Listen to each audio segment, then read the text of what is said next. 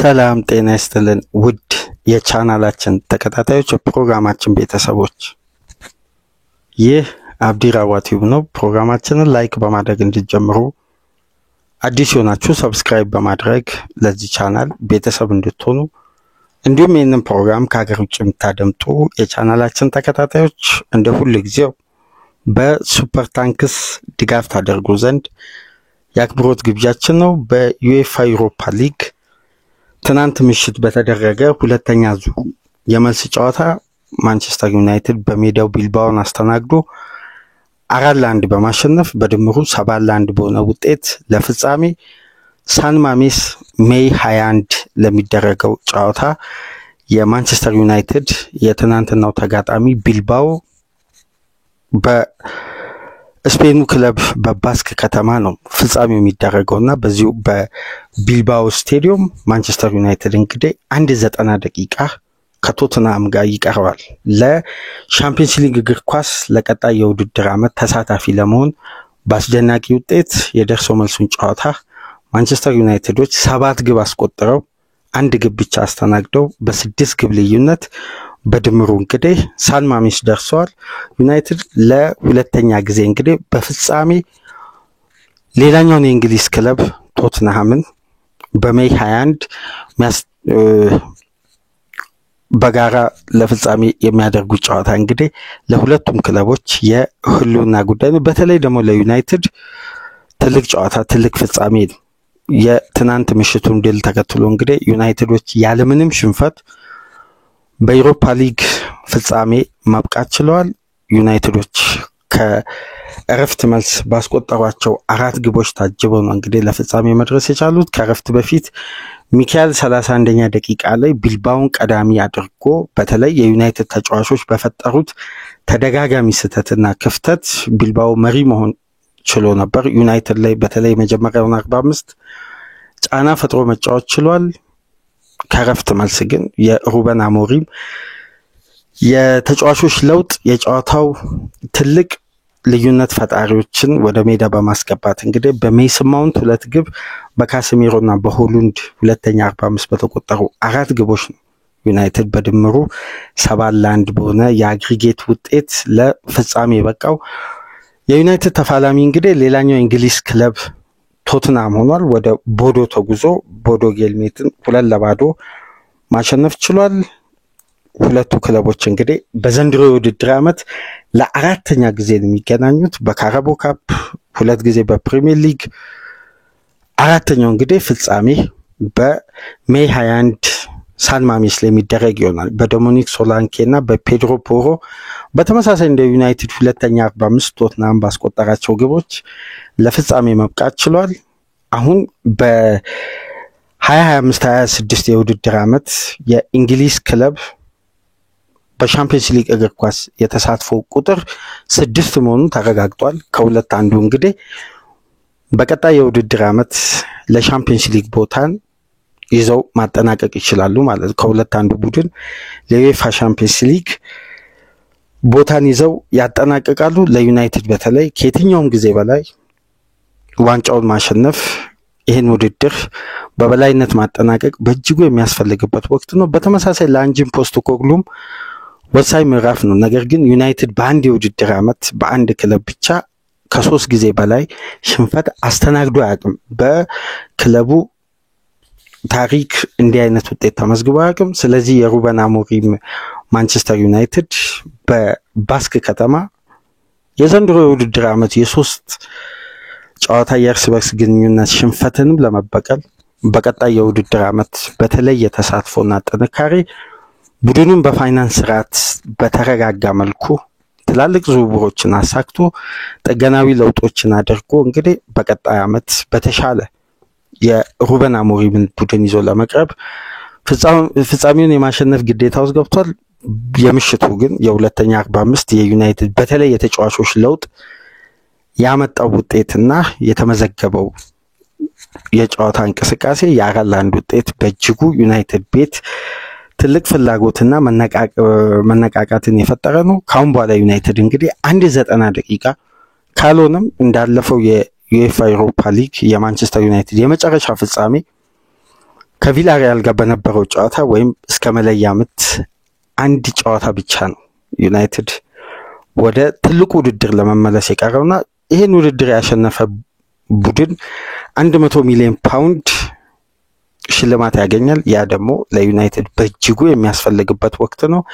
በፒኤስአር ህግና በፋይናንሻል ፌር ፕሌይ አዳዲስ ህጎች ዩናይትድ ውጥረት ውስጥ መግባቱ ይታወሳል። እነዚህ ሁላ ክፍተቶችን ለማረጋጋትና ቡድኑን በተሻለ ሁኔታ ለቀጣይ የውድድር ዓመት ብቁ ለማድረግ ዩናይትዶች እንግዲህ ለፍጻሜው ካሁን በኋላ በቀሪ አጭር ጊዜያት ውስጥ ከሁለት ሳምንት ያነሰ ጊዜ ነው የሚቀረው። በሜይ 21 የሚደረግ የፍጻሜ ጨዋታ ነው።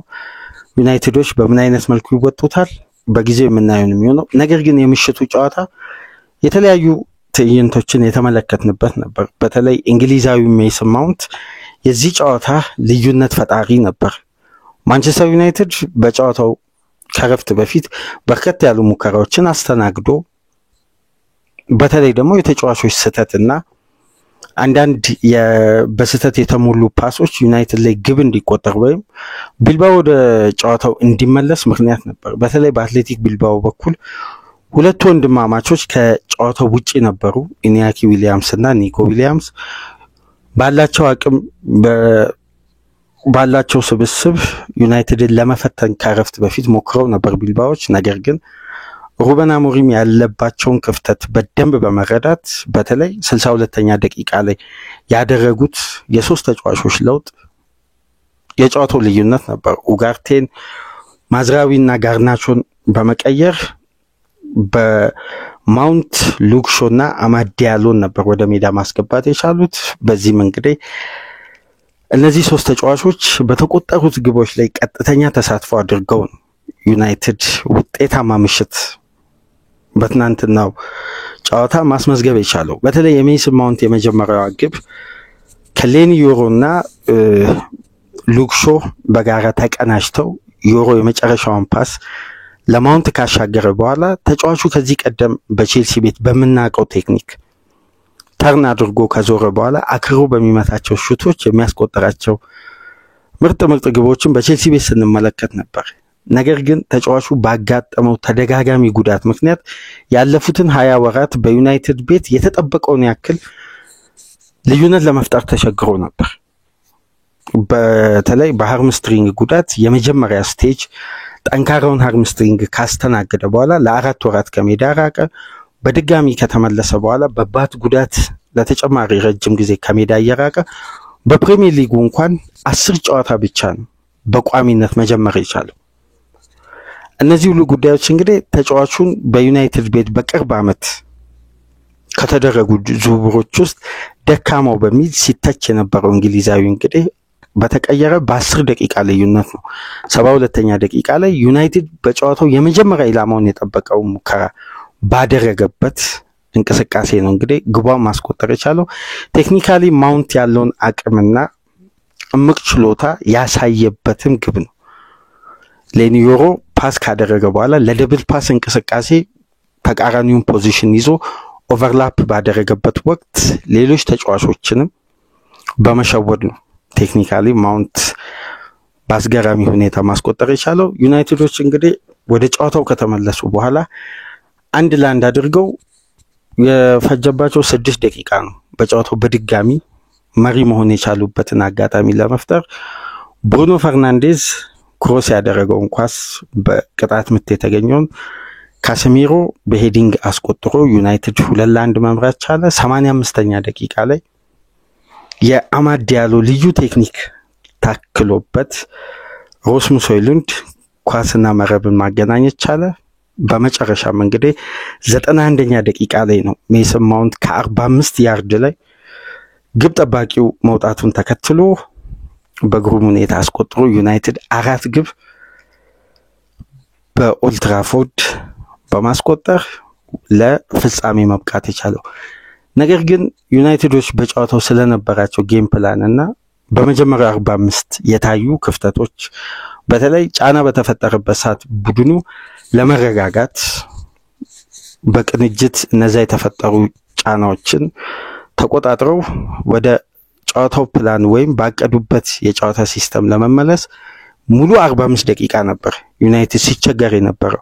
በተለይ አልፎ አልፎ የሚገኙትን አጋጣሚዎች እንኳን በውጤት ደረጃ አድቫንቴጅ ለመውሰድ የነጋርናቾ አባካይ መሆን በጨዋታው ላይ ዩናይትድን ተጨማሪ የተጫዋቾች ለውጥ፣ ሌላ የታክቲክ ትግበራ ከታቀደው የጌም ፕላን በተቃራኒው አዲስ ሲስተም እዛጋ እንዲተገበር ምክንያት ሆኗል። በተለይ የሁለቱ ፉልባኮች ከረፍት በፊት በማጥቃቱና በመከላከሉ በኩል ባላንሳቸውን አለመጠበቃቸውና ፓስ የሚደረግበት መንገድ በተለይ ፋይናል ሰርድ ዩናይትድ በርካታ የተሳሳቱ ፓሶችን ሲያደርግ ነበር ከረፍት በፊት። በተከላካይም ስተት የተገኘች ግብ ናት ብቸኛ ዩናይትድ ላይ ተቆጠረችው። በአጠቃላይ ግን ቡድኑ የሚያስፈልገውን ውጤት በተገቢው ሰዓት አሳክቶ ለፍጻሜ መብቃት ችሏል። እንግዲህ ተጋጣሚው ቶትናም መሆኑ በዘንድሮ የውድድር ዓመት ሁለቱ ክለቦች በተደጋጋሚ በፕሪሚየር ሊግም እንዲሁም በካራቦ ካፕ ተገናኝተው ቶትናም የተሻለ ሪከርድ አለው። ነገር ግን ዩናይትድ ለአንድ ጨዋታ ወይም ለአንድ የፍጻሜ ጨዋታ ያውም ዩናይትድን በርካታ ትሩፋት ሊያመጣ የሚችል 90 ደቂቃ በቀላሉ እንደ ሊግ ጨዋታ ወይም እንደ ሊግ ካፕ ጨዋታዎች ዩናይትድ በሽንፈት ብቻ የሚታለፍበት ወይም ያንን ውድድር እዚህ ደረጃ ባደረገው 14 ጨዋታ ምንም አይነት ሽንፈት ሳያስተናግድ በርከት ያሉ ግቦች በሰሚ ፋይናል ብቻ 7 ግብ አስቆጥሮ ለፍጻሜ በቃ ቡድን እንግዲህ ተመሳሳይ ውጤት ወይም በዛን በሊግ ካፕና በፕሪሚየር ሊግ የተቆጠሩት አይነት ውጤቶች ይስተናገዳሉ ተብሎ ፍጹም አይጠበቅም። ዩናይትድ የተሻለም እድል አለው ከቶትናም።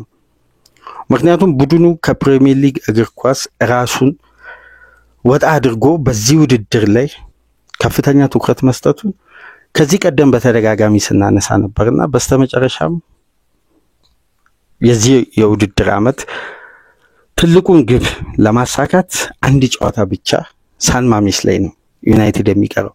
ከዚህ ቀደም እንግዲህ ዩናይትድን ተከትሎ ሌሎች ክለቦች በዩኤፋ ዩሮፓ ሊግ ምንም አይነት ሽንፈት ሳያስተናግዱ ለፍጻሜ በመድረስ አብዛኛው ክለቦች ደግሞ በድል ያጠናቀቁበት ዓመት ነው። በተለይ ታሪኮች እንደሚያሳዩት ከሆነ ያለምንም ሽንፈት ሳያስተናግዱ በተሻለ ሪከርድ በተለይ ከአንድ በላይ ሽንፈትም ሳያስተናግዱ ፍጻሜ የደረሱ ክለቦች በአብዛኛው ውጤታማ ሆኖ የፍጻሜውን ጨዋታም አሸንፈው ዋንጫውን አሳክተዋል። ለምሳሌ በ2000ዎች ከገባ በኋላ በዩኤፋ ዩሮፓ ሊግ ቤኔፊካ ነበር የመጀመሪያ ሪከርድ ማሳካት የቻለው ካደረገው 14 ጨዋታዎች ውስጥ 13ቱን በማሸነፍ እንዲሁም ቼልሲ በ2018-19 ምንም አይነት ሽንፈት ሳያስተናግድ ለፍጻሜ በመድረስ አርሴናልን አሸንፎ ዋንጫው ማሳካት የቻለው ኢንተር ሚላን፣ ቪላሪያል፣ ኢንትራ ፍራንክፈርት። ነገር ግን ያ በተጠናቀቀው የውድድር ዓመት በሊጉም በዩሮፓ ሊግ ምንም አይነት ሽንፈት ሳያስተናግድ ለፍጻሜ በመድረስ በፍጻሜው ጨዋታ በአትላንታ 3-0 በሉክማን ሃትሪክ ሽንፈት ያስተናገደው ሌቨርኩዘን። ባለፉት ሪከርዶች ግን አብዛኛው ክለቦች ባለድል ሆነዋል።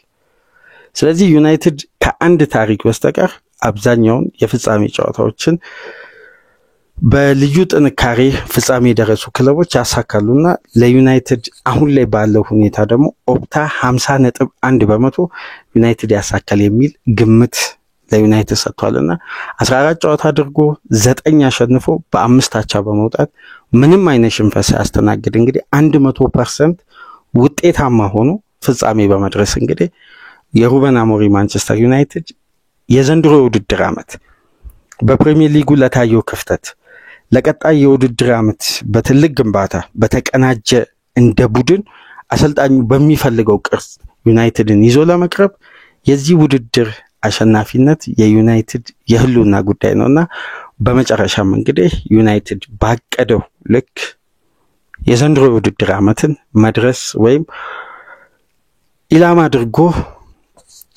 ከጀመረበት በተለይ አሰልጣኝ ሩበን አሞሪምን ኖቬምበር ላይ ከቀጠረ በኋላ በፕሪሚየር ሊግ የሚመዘገቡ ውጤቶች የመጀመሪያ 7 ጨዋታ ላይ ቡድኑ ያስመዘገበው ውጤትና ያሳየውን እድገት ከግምት ውስጥ በማስገባት ያላቸው ብቸኛ አማራጭ እዚህ ውድድር ላይ ማተኮር ነበር። በመጨረሻም እንግዲህ አሰልጣኙ ውጤታማ ሆነው ለፍጻሜ ደርሰዋል። እንግዲህ በዩኤፋ ዩሮፓ ሊግ የእንግሊዝ ክለቦች ለፍጻሜ በዩሮፒያን ውድድርም በሻምፒየንስ ሊግም ጨምሮ በዩኤፋ ዩሮፓ ሊግ ለስድስተኛ ጊዜ ነው ፍጻሜ ሲገናኙ። ከዚህ በፊት በ1972 ነው ለመጀመሪያ ጊዜ ቶትናም እና ወልቭስ ዩኤፋ ካፕ ፋይናል መቅረብ የቻሉት 3-2 ቶትናም በጊዜው ማሸነፍ ችሏል። በ2008 እንደምታስታውሱት ማንቸስተር ዩናይትድ የሞስኮ ፍጻሜ በመለያ ምት ቴሪ ስቶ ማንቸስተር ዩናይትድ ከቼልሲ ጋር 1-1 በጨዋታ ተለያይቶ በመለያ ምት ያሳካው የዩኤፋ ሻምፒየንስ ሊግ ፍጻሜ። በ2019 ደግሞ ቶትናም ከሊቨርፑል ጋር በዋንዳ ሜትሮፖሊታኖ ባደረጉበት የ2019 ፍጻሜ ነው ሊቨርፑል 2-0 ያሸነፈበት። ከዛም በኋላ ከ2 ዓመት በኋላ ነው የዩኤፋ ሻምፒየንስ ሊግ ቼልሲ እና ማንቸስተር ሲቲ ተገናኝቶ ቼልሲ በሃቨርት ብቸኛ ግብ 1-0 አሸንፎ የሻምፒየንስ ሊግ ዋንጫ ማሳካት የቻለው። ዘንድሮ እንግዲህ ቶትናም እና ማንቸስተር ዩናይትድ ሳን ማሜስ ላይ ሜይ 21 የፍጻሜ ጨዋታ ያደርጋሉ። ዩናይትድ አብዛኛውን ግምት አግኝቷል።